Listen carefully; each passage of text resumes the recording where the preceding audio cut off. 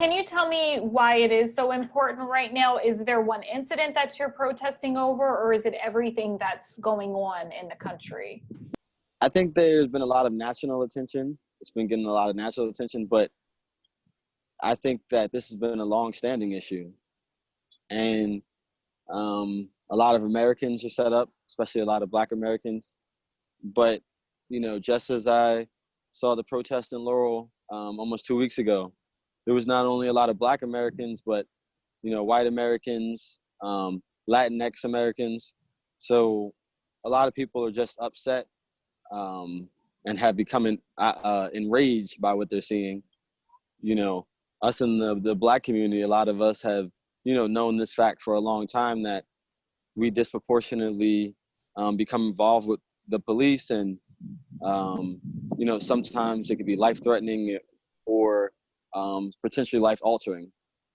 So, of course, this is important because for me, I'm a Black man.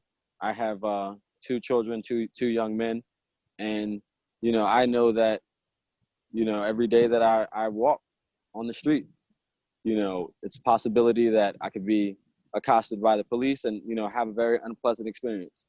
Even though I didn't do anything wrong, because sometimes the pushback or the feedback is, if you don't do anything wrong, you shouldn't be afraid. But as we've seen many times over, that's not the case. But just this week we have Rashard Brooks.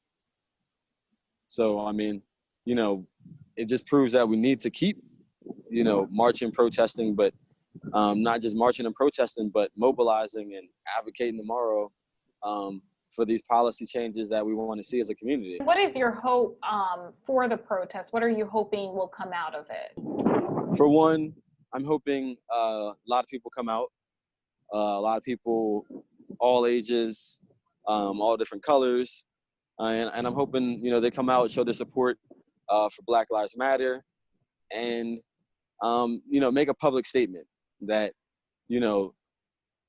of course there's national outrage, but there's things right here in Prince George's County that we could work on, that we could fix. So for me, I'm hoping that we meet a lot of people and we energize and educate a lot of people about, for one, the history of Juneteenth, but 2, educate them about the different ways that they can become involved and advocate for the policies that they want to see.